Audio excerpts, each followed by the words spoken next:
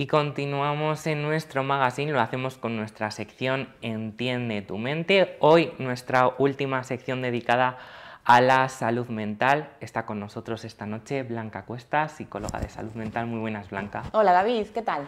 Muy bien. Veo que me has preparado algo. Sí, hoy te he traído algo diferente, David, ¿vale?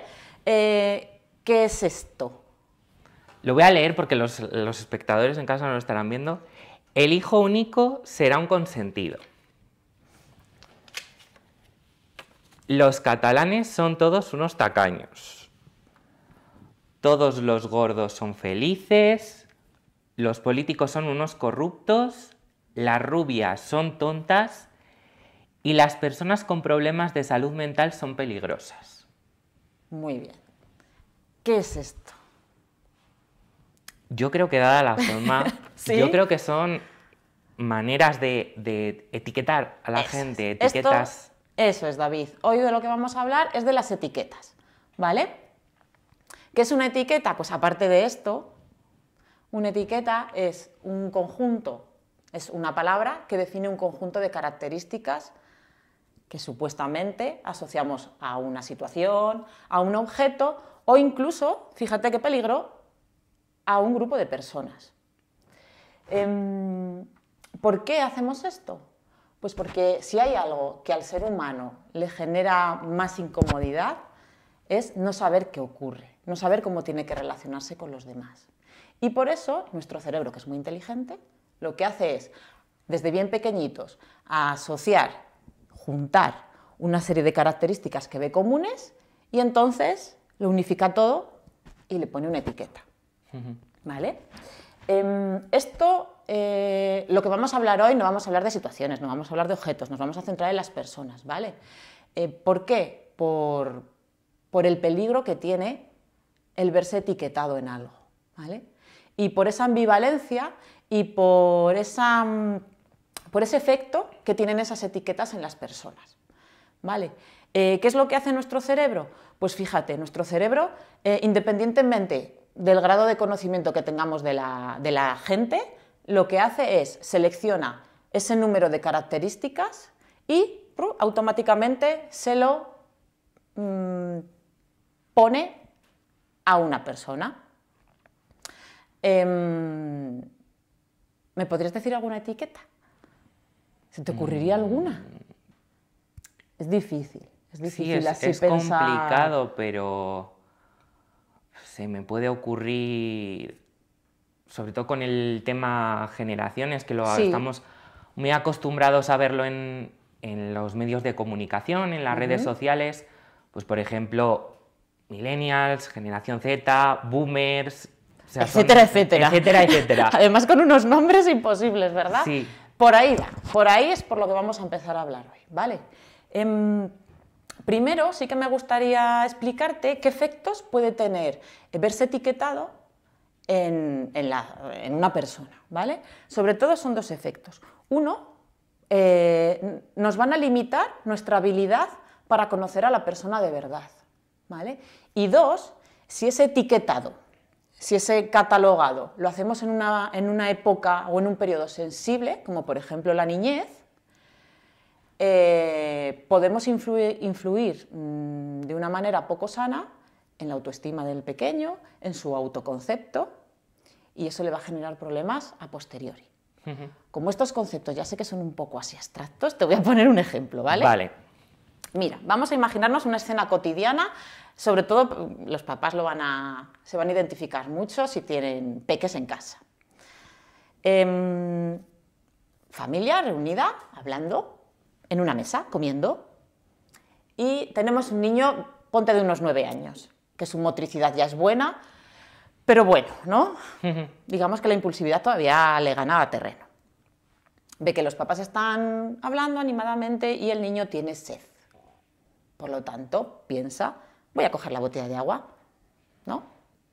Va a levantarse, va a coger la botella de agua, consigue la botella de agua, se sienta, echa en el vaso y al volver a colocar la botella en el sitio, ¡pamba!, con el codo. Todo el agua por todos los lados. Los padres, ¿qué pueden decirle? Tú no tienes hijos.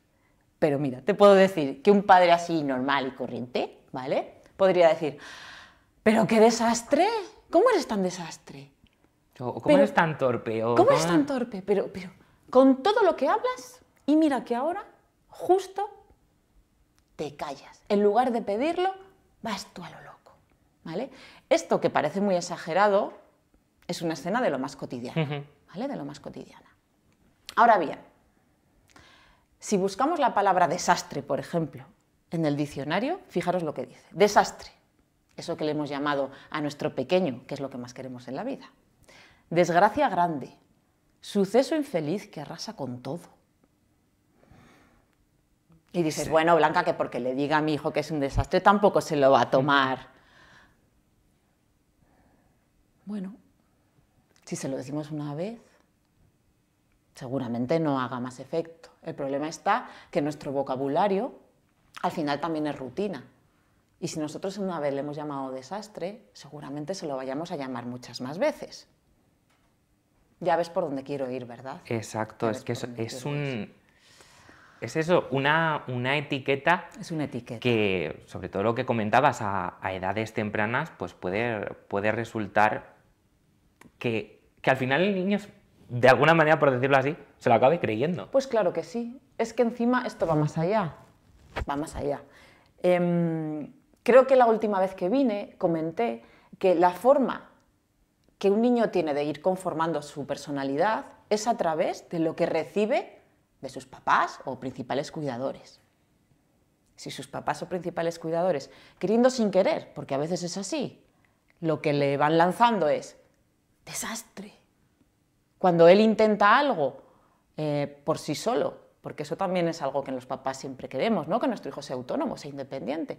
Si cada vez que nuestro pequeño va a intentar algo solo y no sale todo lo bien que podría haber salido, pues va a ocurrir, uno, que ese ladrillito que nosotros vamos a ir poniendo en la personalidad de nuestro pequeño no vaya a ser positivo, no vaya a colaborar en que tenga un buen autoconcepto, en que su autoestima se desarrolle correctamente. Incluso cuando a una persona le están diciendo constantemente, David, desde que es muy chiquitín, desastre, ay, desastre, pero mira lo que has hecho, qué desastre, desastre, desastre, desastre. Su diálogo interno, que creo que también lo comentamos la última vez que vine, es decir, la forma en la que ese niño se va a hablar a sí mismo, va a tener entre una de esas características el guioncito con desastre. Y cuando vaya al cole, consciente o inconscientemente, porque hay muchas cosas que es verdad que las hacemos inconscientemente, como yo soy un desastre porque mis papás, que son los que más me quieren, me dicen que lo soy, ¿cómo voy a comportarme? Pues como una desgracia grande, suceso infeliz que arrasa con todo, ¿vale? Claro. Metemos un poco una nota así de humor, pero entiendes un poco por dónde quiero ir, ¿verdad? Sí. Cuidado con las etiquetas. Sí es verdad que el mundo está lleno de información. Sí es verdad que necesitamos catalogar para poder sobrevivir, lo necesitamos.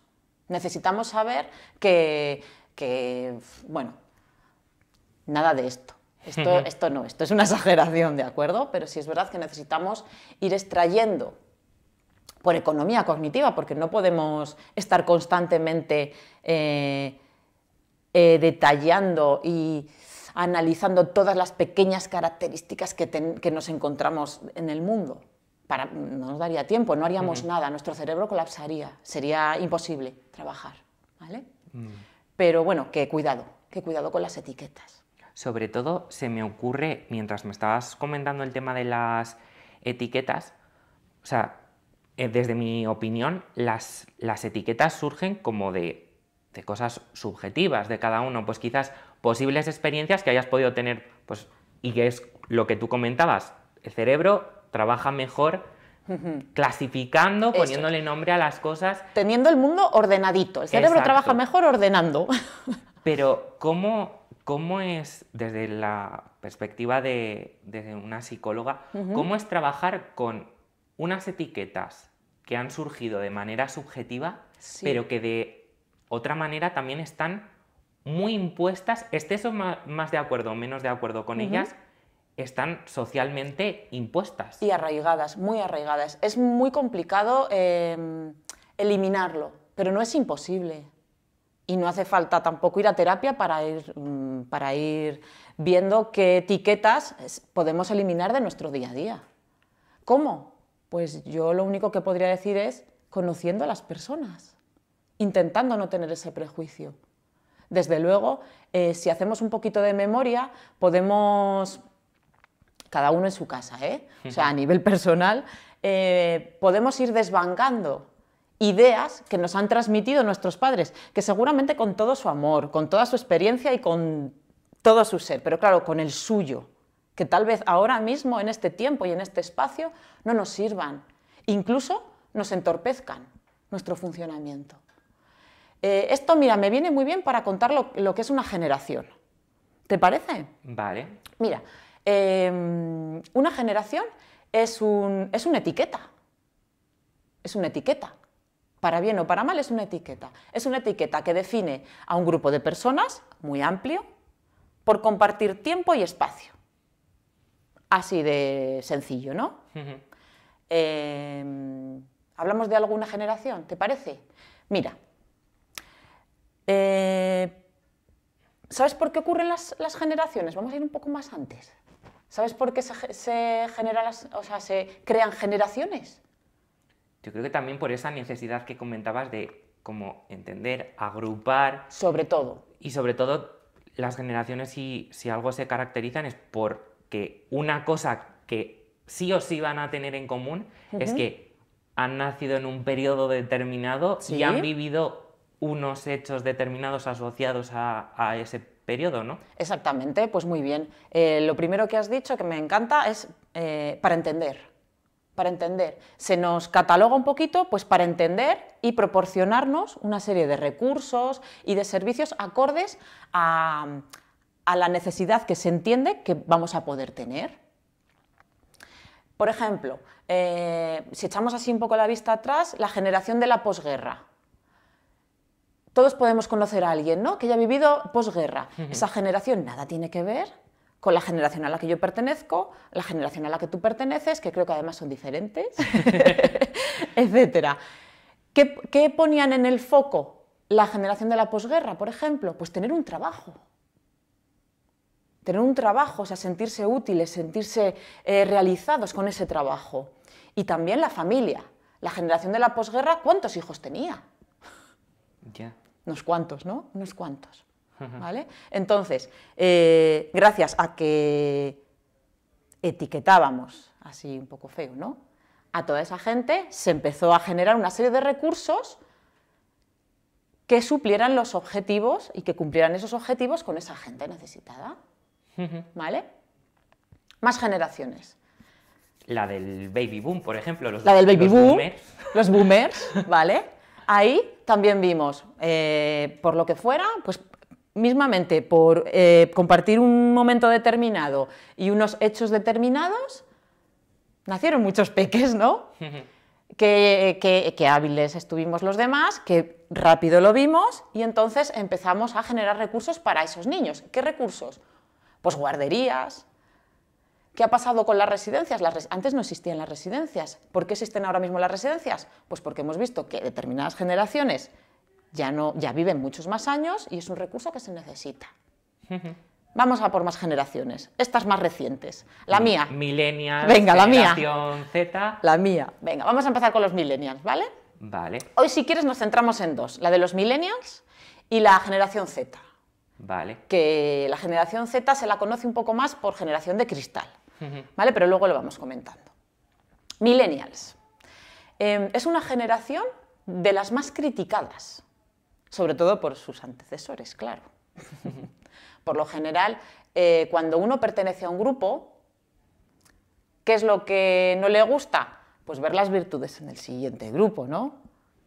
Exacto. No le gusta, porque entonces eso le hace replantearse si está bien en un grupo o en otro. Exacto. Y esas cosillas no nos gustan. Entonces los millennials han sido muy criticados. Pensamos un poco cómo son los millennials.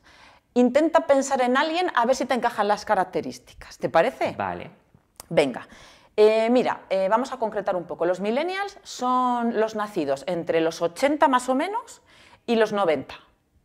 Es verdad que según lo busques te aparece, no, es que de Sí, los dependiendo... 82, no, es que del 94. Bueno, más o menos es esa franja, ¿vale? Para que nos hagamos una idea y también en casa puedan pensar en alguien que conozcan, ¿vale? A ver si encaja o no encaja, a ver si le podemos etiquetar. En España los millennials son los más numerosos. Es el rango de población más numeroso. Hay como en torno a 7 millones. O sea, somos, porque yo soy millennial, somos muchísimos, ¿vale? ¿Y qué características tenemos? Yo en algunas sí que digamos que sí, pero en otras digo, no, esto no va conmigo. Pues mira, son académicamente, o están académicamente muy preparados, ¿vale? Esto tiene su explicación. Como los papás de los millennials no tuvieron la oportunidad de estudiar, digamos, así, pues ¿qué han querido para sus hijos? Pues que todos estudiaran, ¿no? Que todos tuvieran una carrera. Entonces se entiende que la gente entre los 30 y los 40 años es gente muy preparada académicamente hablando. Es gente que se ha encontrado con un mercado laboral, digamos, que no era el que le habían preparado en su casa. Son personas que no les resulta sencillo encontrar un trabajo fijo. Eso conlleva a que sean pobres económicamente hablando y a que no se puedan ir de la casa de sus padres. Por lo tanto, yo sí puedo hablar de unos cuantos amigos que tengo que tienen que vivir en casa de sus padres todavía. Eso conlleva todavía más. Claro, si tú no puedes vivir independiente, ¿qué haces con tu pareja? Ya, No. formarte tu propia vida es una cosa que Es se muy complica. difícil, es muy difícil, ¿vale? A nivel de curiosidades, son gente que en el trabajo buscan otras cosas que no buscaban sus padres. ¿Qué se busca con 30 y 40 años? Más o menos. Más flexibilidad laboral, que se les valore no por los años que llevan trabajando allí, porque claro, casi no los tienen, sino por las funciones que se les encomiendan. Dan mucha prioridad a la conciliación familiar, a poder teletrabajar. Esto es algo que los padres de los millennials ni se lo hubieran planteado, ni se lo hubieran planteado. Ni el tener que andar buscando trabajo cada 2 por 3, porque el trabajo no es fijo, ni muchísimo menos el que se les valore y se lo hagan saber, etc. ¿Vale? Son personas, además, que tienen como muchas ganas de vivir. A mí me gusta denominarles un poco coleccionistas de experiencias.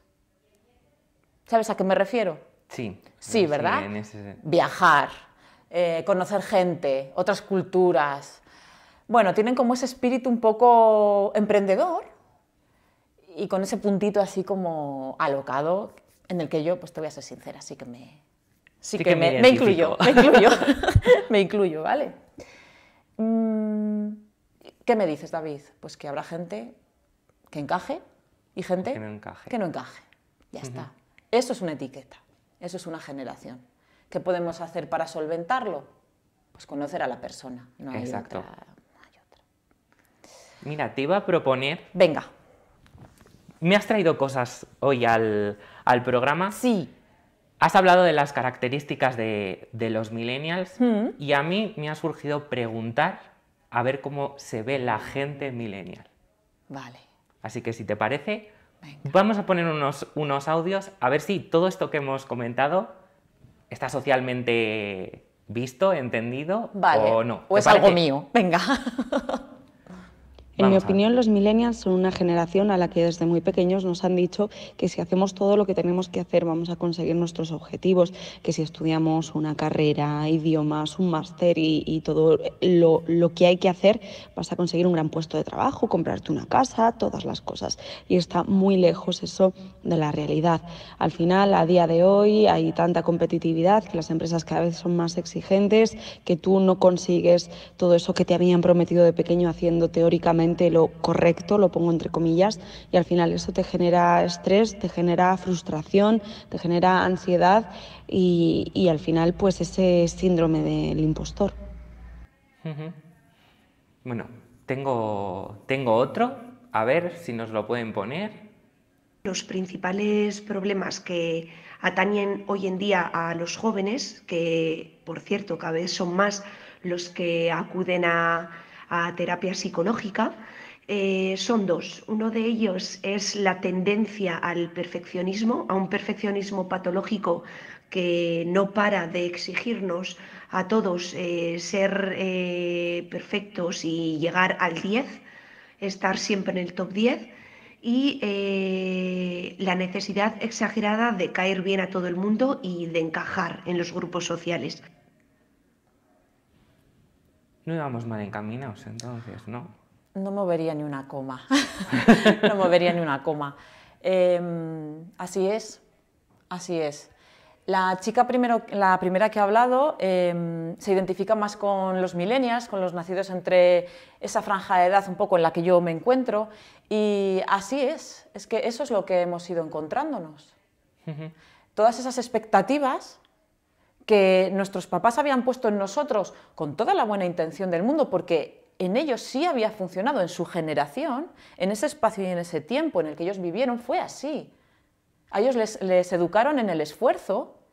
Ojo, nosotros también tenemos que educar a nuestros hijos en el esfuerzo, ¿vale? No quiero decir que ahora mismo eso no se debe hacer, pero ellos les educaron que ese esfuerzo era exactamente igual a un resultado, y era un resultado óptimo, óptimo hasta tal punto de empleo fijo, por lo general en algo que querías, que te gustaba, o que incluso, bueno, no te planteabas mucho más. Tengo trabajo, no, para siempre, punto. Punto. No tenían las intrigas que luego ya los millennials fuimos un poco más rebuscando, ¿vale?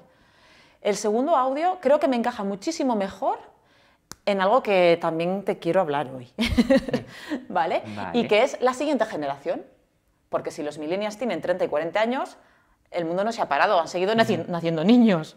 Entonces, esa generación, fíjate, si los millennials han sido criticados, la palma se la llevan estos chavales de la generación Z, que vamos a denominarlos un poco como, para que todo el mundo los conozca así, porque es un poco lo que sale en los medios, la generación de cristal. Cristal, ¿no? Ya ese nombre... Que sobre todo... Cristal. Cristal que se utiliza un poco a modo de... casi despectivo. Porque... ¿No? O sea, ¿cómo es el cristal? Exactamente. ¿Cómo es frágil. Frágil, ¿no? El cristal es algo que uno tiene que dejar ahí. Ay, no voy a hacer que se rompa.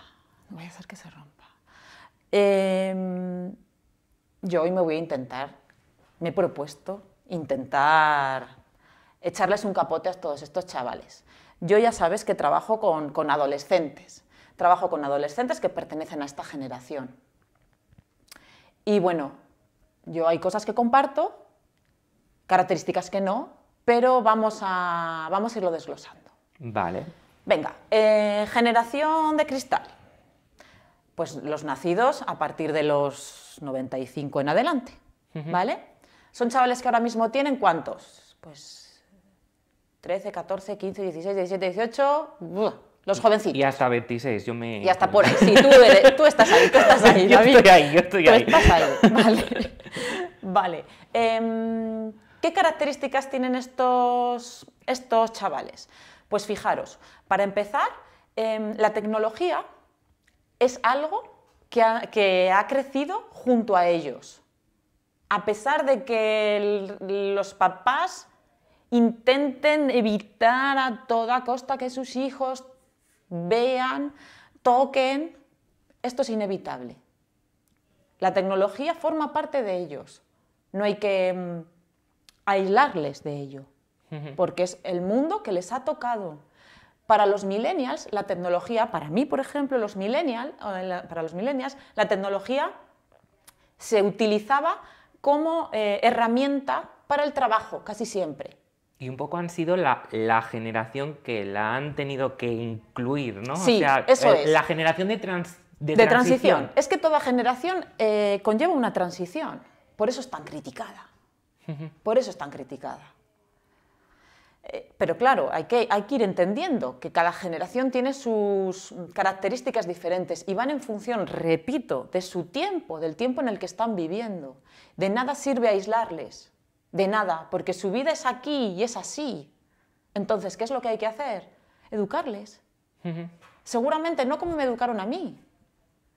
¿Por qué? Porque ya no están viviendo en el mismo tiempo y momento que yo viví. No va a servir.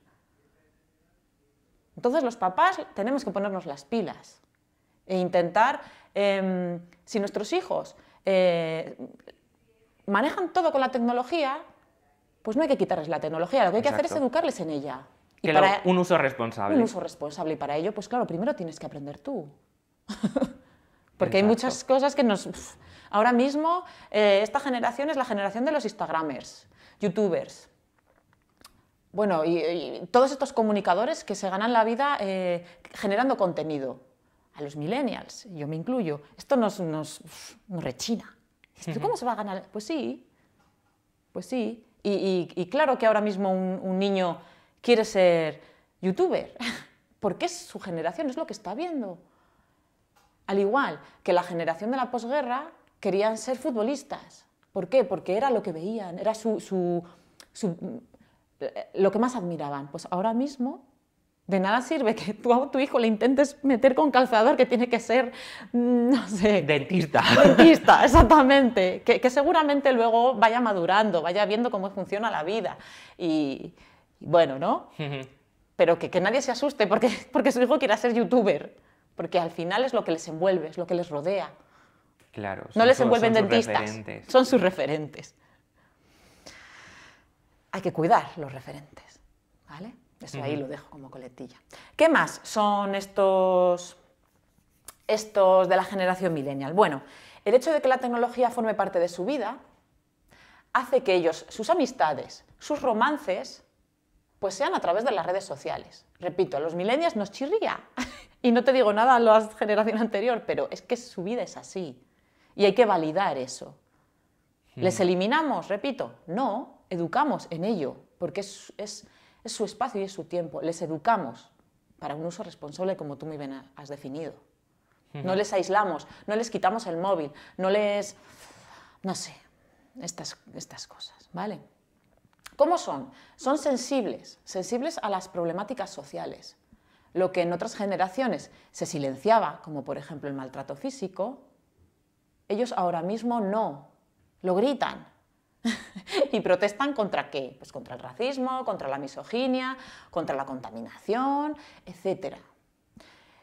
Dicen de ellos también que son poco tolerantes a la frustración, que son muy abiertos a la hora de expresar sus sentimientos, sus emociones. Y ahí los papás seguro que están haciendo así con la cabeza, son grandes cuestionadores de todo. No admiten el porque lo digo yo y vale. No. Cuestionan, preguntan, y está bien educarles así, está bien educarles en que no acepten un no.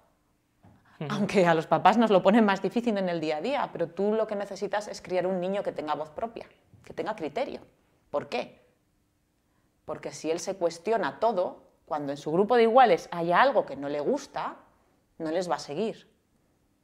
Si les hacemos sumisos desde tan pequeños, que desde luego que a los papás nos haría el día a día mucho más agradable, porque que tú te levantes y tengas que estar lidiando con un niño, cada vez además en edades más tempranas, hasta que te vas a la cama porque es un lidiar constante, pues cuesta. Es complicado. Es complicado, cuesta y desgasta, pero bueno, esto es una inversión de futuro, ¿vale? Son sensibles también al rechazo, que es un poco lo que decía el segundo audio. Son muy sensibles a la crítica, se sienten muy expuestos y se sienten así porque es verdad. Porque nosotros, como hablamos aquel día, si yo en el cole tenía un problema antes, yo me iba a mi casa y el problema se quedaba en el cole. Si yo ahora tengo un problema a nivel social, de que se meten conmigo, de que no encajo, de que no me gusta, yo estoy en mi casa y a mí me siguen llegando mensajes o lo veo en redes sociales que bien se lo están pasando y no me invitan, ¿vale? Entonces, ¿son sensibles? Y sí. ¿Están muy expuestos? Sí. Sí, ¿vale? Vamos a ir entendiéndolo. ¿Qué más son? Bueno, dicen que a mí me gusta denominarlo un poco como hedonistas. De hecho, a algún adolescente se lo llamo así como un poco, ¿no? Más que nada para que me pregunten, ¿qué es eso, no? ¿Qué es el hedonismo? Pues bueno, evitar el sufrimiento. Son chavales que tienen muy claro que aquí estamos 4 días y entonces, pues todo lo que no me gusta o no me interesa, pues no lo quiero. Entonces, bueno, pues hay que educar, ¿vale? Hay que educar. Yo simplemente dejo un poco en la mesa cómo dicen que son. Alguno, bueno, nos ha confirmado algunas cositas. Pero bueno, entonces aquí el debate es este, David. ¿Esta generación es mejor? ¿Esta generación es peor? ¿No? Ahí está el debate. Buena pregunta. Ahí está el debate. Depende a quién le preguntes, ¿no? Claro. En este caso depende a quién le preguntes. Hablabas de las diferentes generaciones, hemos ido encadenando una con la siguiente, y sí que me surgía la duda de, por ejemplo, no sé si con cada generación, esto es una valoración subjetiva, pero creo que con la generación va mejorando. O sea, no quizás mejorando porque creo que lo que socialmente entendido son como sus objetivos o sus metas van cambiando un poco también en relación a los tiempos. Pero sí que una cosa que desde mi opinión habría que destacar es que en lo que respecta a la salud mental, millennials y generación Z, en su pirámide de Maslow, creo que ha sido las generaciones que más han apostado por la salud mental, ¿no? Fíjate, esto también tiene explicación. Sí, cada generación pone el foco en algo, en la problemática que despunta. Los millennials ya lo intentaron. Ya cambiaron ese foco, ¿verdad? Ya cambiaron el foco de si uno se esfuerza mucho, estudia mucho, conseguirá mucho. Ya cambiaron el foco, porque ya vieron que eso no funcionaba así. Y están educando a sus hijos con otro, digamos, con otro foco. Ese foco es importante, hay que esforzarse, ¿no? Pero el foco ahora mismo no está ahí. Los millennials han visto que el foco hay que ponerle en la emoción, hay que ponerle en cómo te sientes tú. Luego ya veremos a ver qué vas a hacer, si vas a ser dentista o youtuber, ya lo veremos, ya lo hablaremos. Pero, ¿qué pasa? ¿Por qué te duele tanto la tripa? ¿Por qué estás llorando? ¿Qué pasa? Que ya no quieres salir de casa. ¿Qué te ocurre? Y son niños, muchos de ellos todavía no saben verbalizarlo, no lo identifican, ¿vale? Si es cierto, y a mí me gusta mucho, y era algo que quería transmitir un poco ahora que me habéis dado la oportunidad, que los llamados generación de cristal han puesto el foco en que mi salud mental va primero, luego ya iré haciendo. No todos. Cuesta mucho, como antes también hemos hablado, cuesta mucho erradicar creencias que nos van transmitiendo nuestros padres. ¿Por qué? Pues porque son nuestros padres, les queremos, les adoramos. Y aunque tengamos 16 años, y esto nunca jamás lo vamos a decir en público, tenemos muy en cuenta su opinión. Porque son nuestros padres y sabemos que en el fondo nos quieren incondicionalmente. Y además son los que nos han educado tantísimos años. Entonces, yo veo en sesiones que cuesta mucho eliminar esa autoexigencia que sin querer queriendo a veces transmitimos a nuestros hijos, ¿no? En el cole tienes que portarte bien, por favor hazle caso a la profesora en todo, no cuestiones. No les decimos no cuestiones, pero sí hazle caso en todo lo que te diga, si te dice que tal, pues tal vez, ahora todos los profesores me van a odiar, pero tal vez lo que necesitemos sean niños que se cuestionen más. Sí, porque sobre todo con eso que comentas, nos han inculcado de alguna manera en un escalafón Sí, que sobre todo se suele identificar con la edad. sí. Y, entendido como una persona más mayor, ha vivido más, entonces tiene muchísima más Entonces, sabiduría ¿no? que tú, Eso entonces todo lo que te diga esa persona a ti que eres más pequeño no se puede cuestionar. Nada. Pues bueno, pues esta generación ha dicho que tururú. Ha dicho que tururú y se me están ocurriendo unos ejemplos. Mira, a ver si te suenan estas frases. Pues a mí mis padres me pegaban y mira, no me ha pasado tanto. Entre paréntesis. Silenciábamos o normalizábamos el maltrato físico. ¿No? Pues de niño nunca me tuvieron que llevar al psicólogo y bueno, pues ya se me fue pasando. Entre paréntesis. No se validaban las emociones. Y esto lo puedo explicar más. Hay veces que no se pasa. Hay veces que un niño está triste y no se pasa y hay que pedir ayuda. ¿Vale? Pues mira, es que en mi casa se hacía lo que decía mi madre y punto. Además así, y punto. Entre paréntesis. Imposición de normas. Todos sabemos que basta que nos digan no. ¿Para qué? Pues para que eso nos tiente mucho más y queramos saber qué pasa si desobedecemos ese no.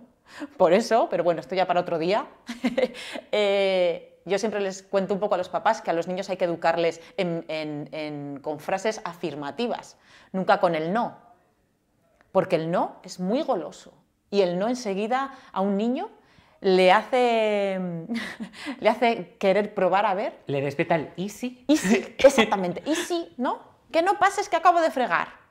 ¿Y si paso? Pues tiene que pasar, ¿no? Tiene que pasar. Y este es un ejemplo muy burdo, pero eso es así. Vale.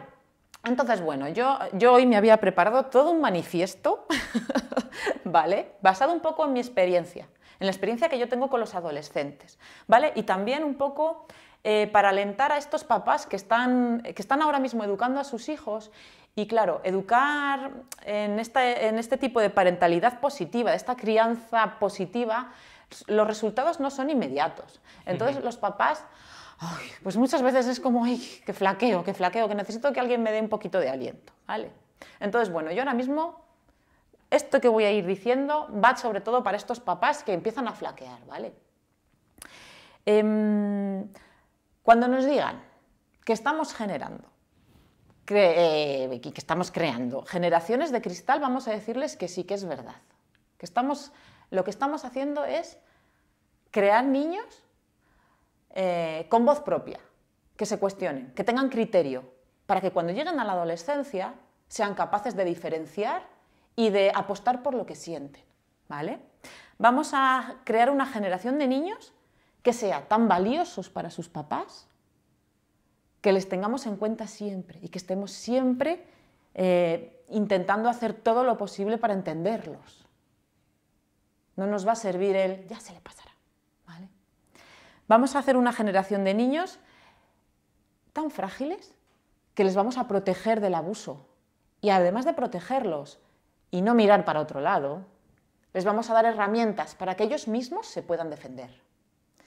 Vamos a tener también una generación de niños tan sensibles que puedan expresar lo que les pasa abiertamente, sin pudor, que puedan hablar con los padres de todo y que si ocurre algo, que sean los padres a los primeros a los que se lo tengan que contar. Que despierten esa conciencia social desde pequeños, porque así será mucho más fácil y más rápido sentir empatía por el otro y ver las injusticias. Vamos a generar también niños que sepan seguir normas, que acepten los límites, pero no por miedo a la autoridad, sino porque ellos, a través de esa educación, entiendan que la vida no es premiar y castigar, que vean otra motivación, la motivación intrínseca, porque crean en ella. Vamos a crecer también, a hacer crecer esos niños en un ambiente y en un entorno seguro, que nos respeten desde la admiración, desde la confianza, no desde el miedo, no desde el terror. ¿Te ha gustado? Me ha gustado. Vale. Bueno, pues David, mira, si de algo nos hemos dado cuenta es de que, así un poco en resumen, el educar a los hijos desde el autoritarismo no los hace más fuertes. No. Educarlos desde las emociones tampoco les hace más débiles. ¿Vale? Y ahora, estos chavales de cristal, van a tener algo, un encargo, y ese encargo es empezar a cuestionar lo que hasta ahora mismo nadie se ha atrevido a cuestionar, lo incuestionable durante muchos años. Van a tener que coger esa sensibilidad y aprovecharla para empezar a denunciar todas esas injusticias sociales y también ambientales, ¿no? Vemos a Greta, esta chica, ¿no?, cada vez más jóvenes, peleando por lo que piensan. Van a tener también que aprovechar esa poca tolerancia a la frustración, cogerla y empezar a utilizarla para motivarse al cambio, a todo eso que a ellos les revuelve. Y entonces iniciar cambios sociales, desde pequeños, cuestionando, ¿vale? Y esa es un poco, pues, la generación que estamos ahora mismo criando, David. O sea que espero que estos papás que ahora mismo están criando y que dicen, ay, por favor, necesito un poquito de aliento porque yo intento que mi hijo, bueno, pues haga las cosas de esta manera o en este día a día que está todo el tiempo intentando negociar, pues que darles un poquito de aliento y que vean que lo están haciendo bien, que el autoritarismo no les va a hacer más fuertes. Y sobre todo lo que comentábamos antes, que esta generación que en algún momento también tomará el relevo, En poco. o sea, será las Sí. que den el relevo a la Sí. siguiente, Sí. pues hacerles sobre todo mentalmente muchísimo más sanos y sobre todo esto, en este decálogo que hemos comentado, todo este manifiesto Sí. sirva para eso, para crear gente, que las nuevas generaciones sean muchísimo más sanas y sobre todo que se cuestionen lo que no está bien. Lo incuestionable. Antes había ciertos temas que nadie se los planteaba, por los motivos que fuera, ¿vale? Ahora mismo estos chavales tienen ese encargo y lo hacen muy bien. Entonces, bueno, pues vamos a aprovechar esas características que a priori la gente nos lanza como algo, fíjate, ¿no?, qué sensibles, qué poco tolerancia a la frustración, pero ¿dónde van a ir estos muchachos? Pues estos muchachos, como tú muy bien has dicho, son los muchachos dentro de poco que van a ser los adultos, porque ya están con un pie en un sitio y un pie en el otro. Entonces, aprovechemos eso, eduquémosles así, aprovechando eso que ellos ya tienen. No olvidándolo, no aislándoles, no invalidando lo que les ocurre, porque no va a funcionar. Porque aunque a mí me hayan educado, David, que las cosas son de esta manera, yo a mi hija no le voy a poder educar así, porque mi hija ahora mismo está viviendo en otro tiempo. Y entonces yo le voy a dar una educación que no le va a servir. Y así es la vida. Pues bueno, esperamos que todo esto que hemos comentado, este análisis, sirva para hacer autoanálisis, como Sí. siempre decimos. Sí, un poquito de reflexión, ¿verdad? Exacto. Y bueno, yo sí que quería aprovechar la ocasión, esta es nuestra última sección de Entiende tu mente. Vas a hacer un poco de embajadora de salud mental, sobre todo para agradeceros que hayáis querido colaborar con Televisión Aranda en algo tan importante como es la salud mental, mostrar todo lo que le rodea y sobre todo que esperemos que este espacio haya servido, pues, para hacer autoanálisis y sobre todo para visibilizar la labor que hacéis los profesionales y sobre todo para visibilizar algo tan importante como es la salud mental. Muchas gracias, David. Nosotras, como tú bien dices, bueno, estoy yo hoy aquí cerrando, entonces un poco embajadora. Nosotras estamos muy contentas y a la vez muy orgullosas de que hayáis contado con nosotras, que sepáis que nos ha gustado mucho la idea, hemos estado muy cómodas y que estamos aquí para lo que necesitéis, para cualquier tema que os apetezca, que creáis importante. y sobre todo que muchas gracias por habernos dado la oportunidad de dar eso, de enseñar a la gente qué es lo que hacemos, cómo lo hacemos, y estos temas que pues en el día a día igual uno no se plantea, pero si alguien le habla de ello ya dice, pues qué interesante, ¿no? Y empiezas un poco a tirar del hilo, que siempre lo hablamos un poco, ¿verdad? Y salen muchos más temas. Entonces, nada, nosotras agradecidísimas y encantadas sobre todo. Pues muchísimas gracias, gracias por la labor que hacéis y gracias por vuestra predisposición a este proyecto que esperamos pues, poder continuar en algún momento, porque creo que se nos han quedado bastantes cosas en el tintero y poderlo continuar en algún momento. Pues muchas gracias, David. ¿Seguimos en contacto entonces? Seguimos en contacto. Vale. Nosotros ahora hacemos una pequeña pausa para la publicidad y enseguida volvemos con más, no se vayan.